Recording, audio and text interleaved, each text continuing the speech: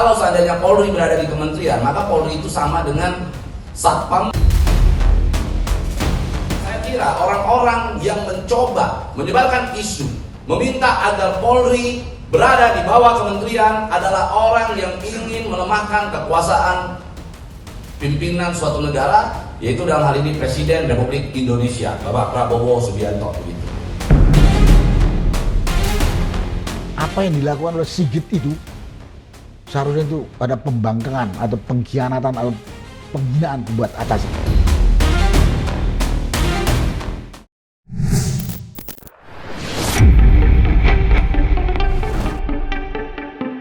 Wacana menjadikan Kepolisian Republik Indonesia, Polri, di bawah kementerian belakangan ini sedang ramai menjadi perbincangan di tengah publik. Dan yang menarik, wacana status Polri agar langsung di bawah kementerian juga sedang dikaji oleh Komisi Percepatan Reformasi Polri yang menurutnya kemungkinan tersebut bukan sesuatu yang mustahil dalam upaya mengembalikan kepercayaan publik terhadap kepolisian yang merosot tajam. Wacana menjadikan Polri di bawah kementerian juga sempat dibicarakan di Komisi 3 DPR RI beberapa waktu yang lalu. Menanggapi wacana tersebut, Kapolri Sulistyo Sigit Prabowo menolak dan memilih mundur dari jabatannya jika wacana tersebut direalisasikan. Pernyataan Kapolri mempertegas jika wacana mengubah kedudukan Polri bukan hanya sebatas wacana yang berkelindan di ruang hampa. Hal itu makin diperkuat dengan pernyataan mantan Ketua Komisi Pemberantasan Korupsi (KPK) periode 2011 sampai 2015 Abraham Samad sempat membocorkan pertemuannya dengan Presiden Prabowo yang mengungkapkan secara eksplisit tidak menutup kemungkinan untuk meletakkan kedudukan Polri di bawah kementerian. Menanggapi wacana bergesernya kedudukan Polri, pandangan publik kini terbelah. Ada yang sangat mendukung, namun tidak sedikit pula yang dengan tegas menolak. Salah satu yang lantang menolak datang dari Komite Nasional Advokat Indonesia. Ketua Depan KNPI Pablo Benua menyebut jika Polri di bawah kementerian tidak hanya melemahkan independensi kepolisian, tetapi juga dapat melemahkan kekuasaan presiden. Lantas apa alasan lainnya yang membuat Komite Nasional Advokat Indonesia serempak menolak Polri di bawah kementerian?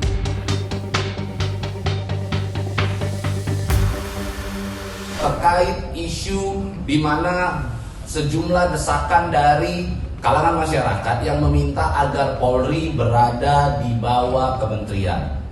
Tentu hal itu membuat kita sebagai salah satu penegak hukum begitu ya, sebagai seseorang yang memiliki profesi yang mulia gitu, yang menjabat sebagai profesi yang mulia, kita ingin merespon hal tersebut karena sangat mengganggu proses penegakan hukum yang rekan-rekan advokat jalani.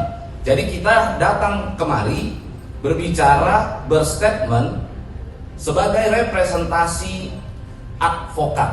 Kami mendapatkan satu survei research dari Gallup Law and Order Index World Poll, yang mana kategorinya adalah World Service Countries gitu ya, di tahun 2025. Indonesia mendapatkan skor 89/100 sebagai negara dengan tingkat keamanan yang sangat tinggi, atau peringkat 19 dari 144 negara begitu.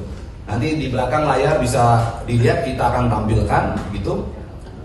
Yang mana hal itu berarti Indonesia 83% dari warganya atau dari masyarakat Indonesia merasa aman ketika warga melaksanakan aktivitasnya, kehidupan sehari-hari, termasuk jalan di malam hari begitu ya, sendirian. 83% masyarakat Indonesia merasa aman dan nyaman. Kita berada di atas dari negara-negara seperti Inggris, Prancis, Jepang, dan negara-negara lain yang kepolisiannya berada di bawah kementerian. Jadi mohon dicatat, Indonesia tingkat keamanannya masih jauh lebih baik dibandingkan negara-negara lain yang kepolisiannya berada di bawah kementerian. Sehingga kita kira bahwa bisa kita lihat bahwa Indonesia dengan proses penegakan hukum, proses fungsi kepolisian dalam menjaga keamanan, ketertiban di tengah masyarakat dilakukan dengan maksimal. Artinya Polri independen masih jauh lebih baik dibandingkan Polri berada di bawah kementerian. Banyak orang-orang juga di luar sana yang mungkin mengatakan bahwa Polri di bawah kementerian lebih mudah diawasi. Justru itu adalah opini yang salah, itu adalah narasi yang salah. Mengapa demikian?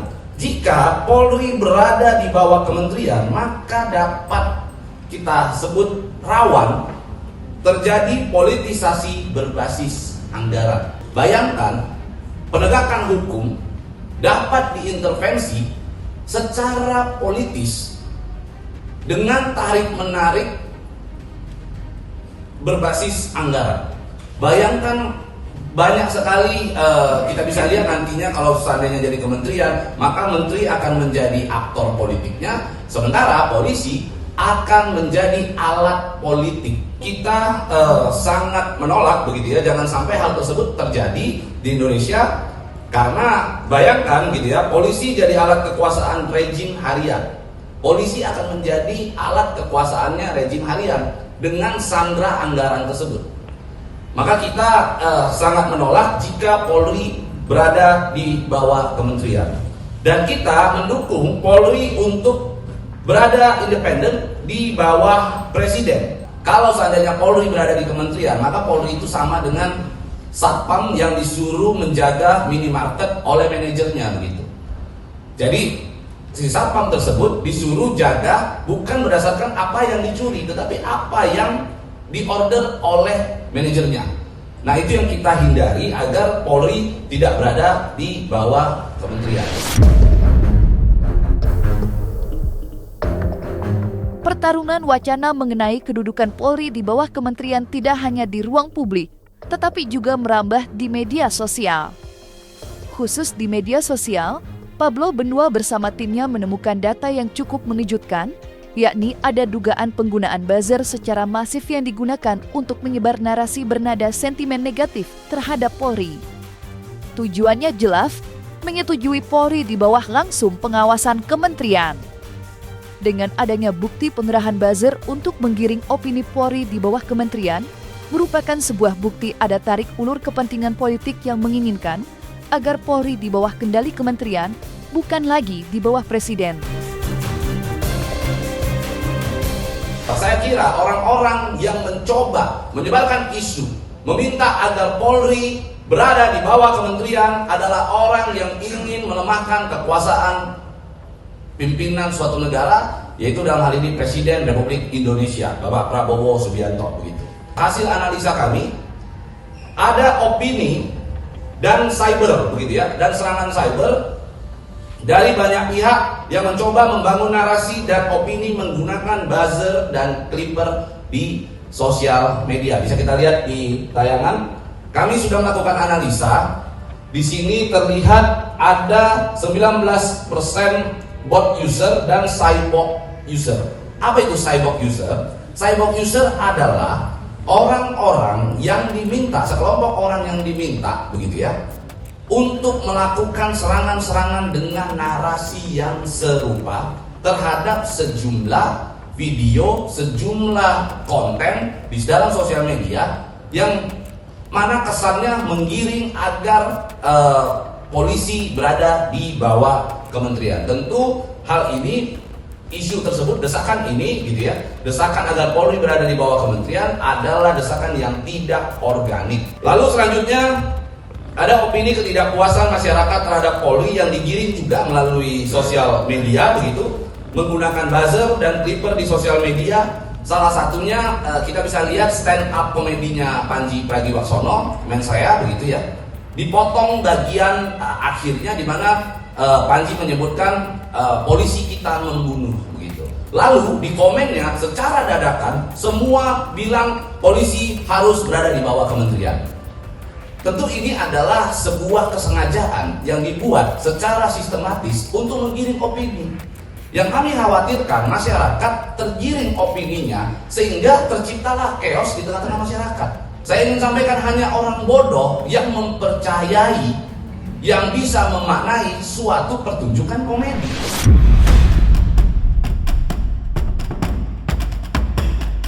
Meski baru berupa wacana, Pablo Benua sebagai depan Ketua Komite Nasional Advokat Indonesia sudah menyiapkan langkah serius, yakni mengajukan judicial review ke Mahkamah Konstitusi seandainya benar-benar terjadi Polri di bawah kementerian. Upaya itu dilakukan demi menjaga profesionalitas Polri sebagai institusi yang bertugas mengayomi masyarakat dan bukan dijadikan alat kepentingan politik semata. Untuk itulah langkah konkret juga akan dipersiapkan Komite Nasional Advokat Indonesia untuk memastikan Polri tetap di bawah kendali Presiden. Dan salah satu agenda yang akan dilakukannya selain menggalang dukungan pada kelompok yang mendukung Polri di bawah Presiden, Pablo Benua sebagai Ketua Umum berencana mengirim surat pada kantor Kepresidenan dan Komisi 3 DPR RI untuk menyampaikan aspirasinya sebagai perhimpunan advokat yang ada di Indonesia. Tentu kita sebagai organisasi advokat, kalau seandainya wacana atau desakan Polri berada di bawah kementerian, maka kami akan melakukan langkah-langkah hukum, upaya-upaya hukum seperti mungkin kita akan lakukan judicial review di Mahkamah Konstitusi, begitu ya. Dan sebelum itu pun kami saat ini mengantisipasi melakukan pencegahan dengan cara kami membuat sebuah surat dukungan serta pernyataan sikap yang merepresentasikan profesi advokat dan kami sampaikan kepada Bapak Presiden dan kepada Komisi 3 DPR RI. Tentunya kita menggandeng orang-orang yang memiliki wacana yang serupa dengan kita, memiliki pemahaman yang serupa. Kita ingin agar kita ini jangan sampai tergiring oleh opini-opini yang sengaja dibuat oleh orang-orang yang tidak bertanggung jawab karena hasrat dan tujuan politiknya tidak terpenuhi. Saran saya intinya begini deh, masyarakat jangan mau agar ranah penegakan hukum dicampur aduk dengan ranah politis begitu. Ini akan menjadi akan mengganggu stabilitas keamanan, bahkan mungkin stabilitas pertahanan di negara Indonesia.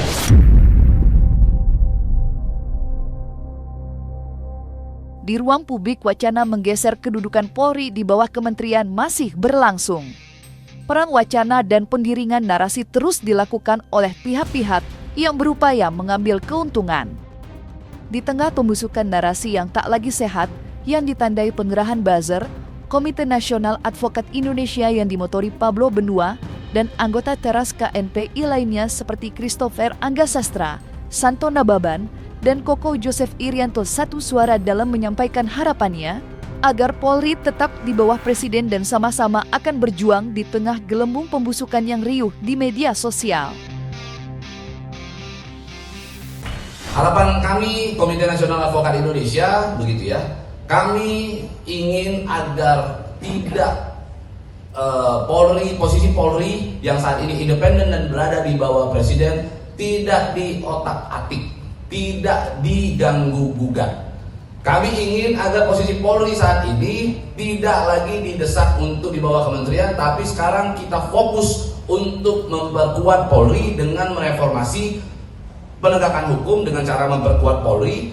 Kita lakukan dukungan, kita berikan dukungan kepada Presiden dan Komisi 3 untuk tetap tegar begitu ya, untuk tetap semangat sekalipun banyaknya desakan yang datang kepada beliau-beliau di sana. Dan kami berharap dengan kedudukan ini Polri semakin memberikan keamanan, kenyamanan, ketentraman bagi rakyat Indonesia. Saya sebagai advokat muda, saya sangat menentang apabila Polri diletakkan di bawah kementerian. Karena kenapa? Seperti apa yang disampaikan oleh ketum saya tadi, bahwasannya apabila Polri dipimpin oleh seorang menteri, entah itu bahasanya menteri keamanan, menteri apapun itulah, artinya akan ada potensi untuk pemotongan anggaran. Yang mana kita tahu apabila itu dilakukan, sementara lingkup kerja Polri itu harus memberikan keamanan dari Sabang sampai Merauke, lalu dari segi anggaran pun dipotong, ya kita mau harapkan apa lagi dari situ tuh? Ya, lalu apabila Polri dikatakan sebagai alat kekuasaan, ya, artinya apabila Polri di bawah kementerian pastilah dipimpin seorang menteri, seperti itu ya. Artinya siapapun bisa menjadi menteri.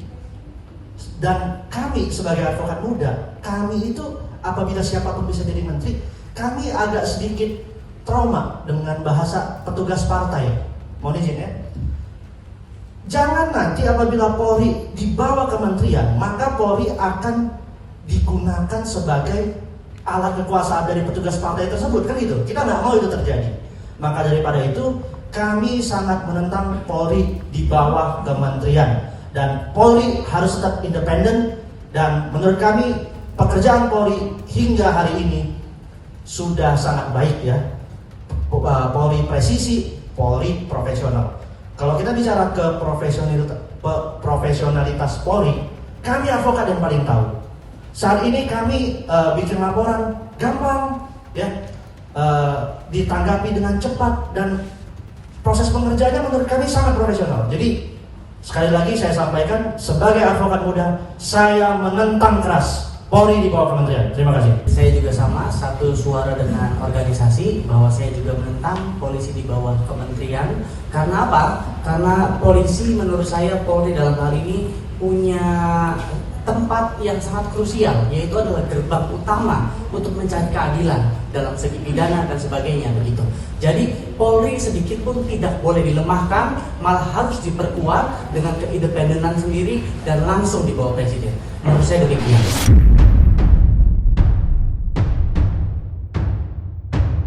Tudingan adanya kekuatan di balik layar yang diam-diam menginginkan agar kekuasaan Polri dilemahkan dirasa benar adanya. Setidaknya itu yang ditangkap Pablo Benua di tengah ramainya isu kedudukan Polri di bawah kementerian. Dengan pola berulang, narasi sesat, menyerang, hingga mengadu domba terus dilakukan untuk menjatuhkan marwah Kapolri. Menanggapi kritik keras yang belum lama ini dialamatkan ke Kapolri Listio Sigit Prabowo, Pablo Benua langsung angkat bicara. Tidak main-main kritik datang dari mantan petinggi TNI, mantan Panglima TNI, Datot Nurmantio dan mantan Danjen Kopassus Sunarko yang melayangkan kritik keras pada Kapolri Listio Sigit Prabowo. Lantas apa tanggapan Pablo Benua? Banyak orang yang mencoba-coba begitu ya, mencoba-coba membuat statement, mempersoalkan statement daripada Kapolri yang isinya perjuangkan sampai titik darah penghabisan. Pada saat itu di dalam raker DPR, Kapolri menyebutkan ingin memperjuangkan sampai titik darah penghabisan. Saya ingin sampaikan bahwa Kapolri melihat kinerja daripada jajarannya selama ini sudah maksimal.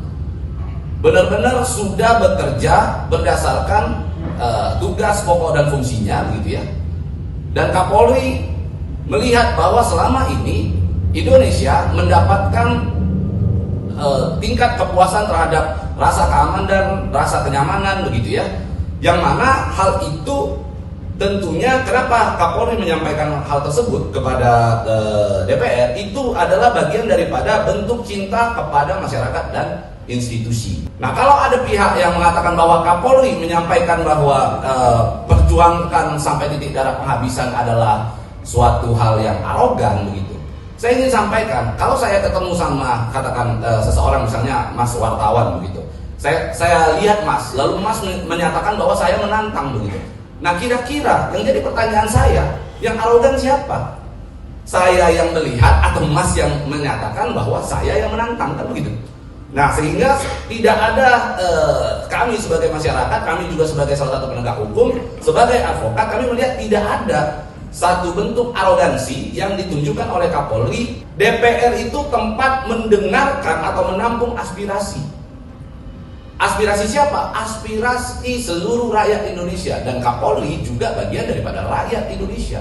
Sehingga ketika Kapolri menyampaikan aspirasinya dengan ekspresi meminta jajarannya memperjuangkan sampai titik darah penghabisan, itu sudah pada tempatnya. Kecuali Kapolri membicarakan itu ada di depan istana, teriak-teriak sambil mungkin sambil dengan nada yang keras di depan istana, itu mungkin bisa kita bilang arogansi gitu. Tetapi Kapolri ketika menyampaikan hal tersebut pada tempatnya, di ruang rakyat Indonesia untuk menyampaikan aspirasinya begitu. Kalau ada pihak-pihak yang menyebarkan ketakutan, menyebarkan momok di tengah masyarakat, membuat kesan seakan-akan Kapolri kurang ajar, Kapolri tidak beretika, maka ingin saya sampaikan, orang yang menyampaikan tersebut adalah orang yang sedang menyampaikan pemahaman terorisme.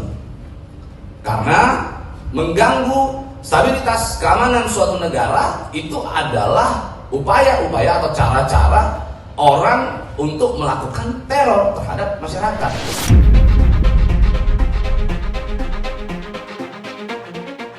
Pembelaan untuk Kapolri Listio Sigit Prabowo juga diberikan pengacara Rasman Arif Nasution. Ya, pengacara yang dikenal vokal itu menyayangkan serangan mantan dua petinggi TNI Gatot Nurmantio dan Sunarko yang menurutnya di luar batas.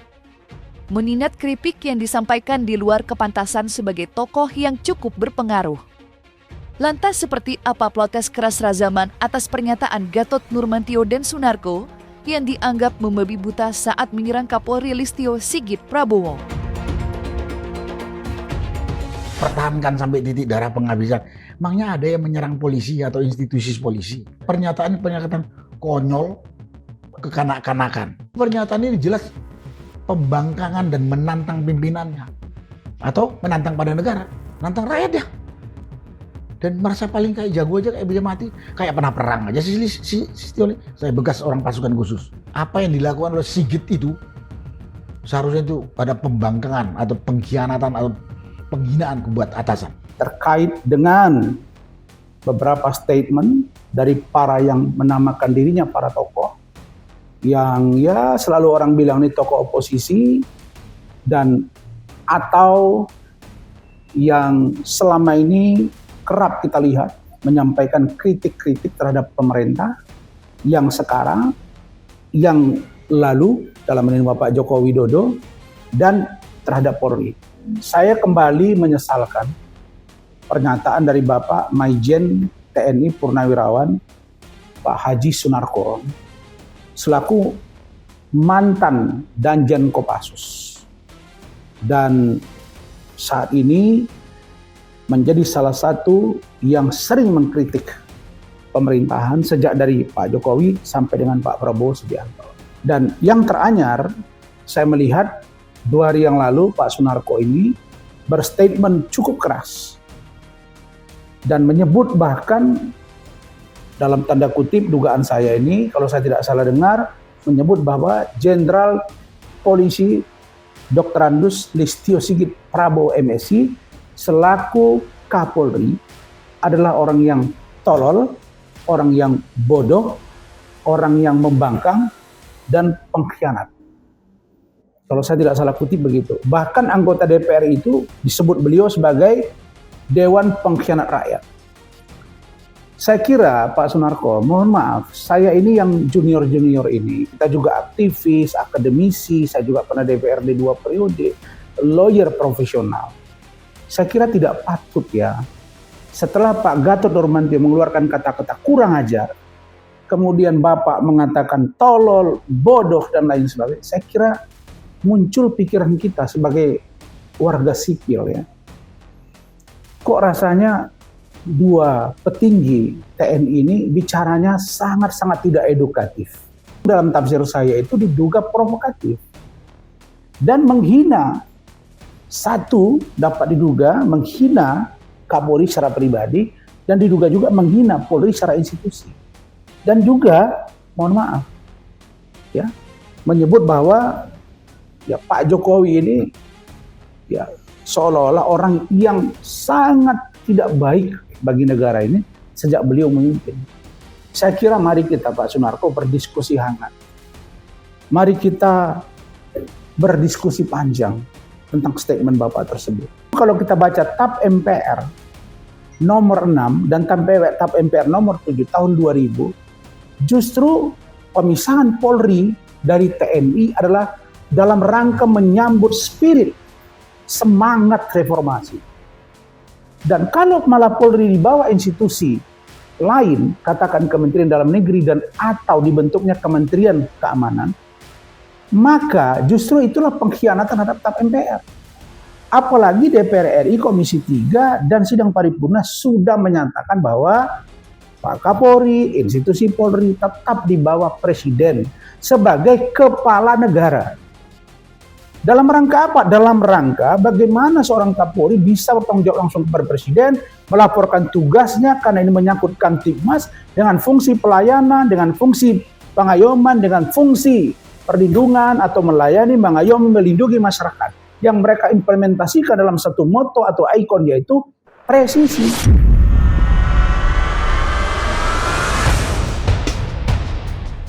Nah, selesai sudah Cumi Lovers. Saksikan terus Cumi Cam Indep, kabar lengkap, mendalam, dan akurat dari narasumber terpercaya. Dan jangan lupa untuk like, subscribe, dan juga share channel YouTube Cumi Cumi.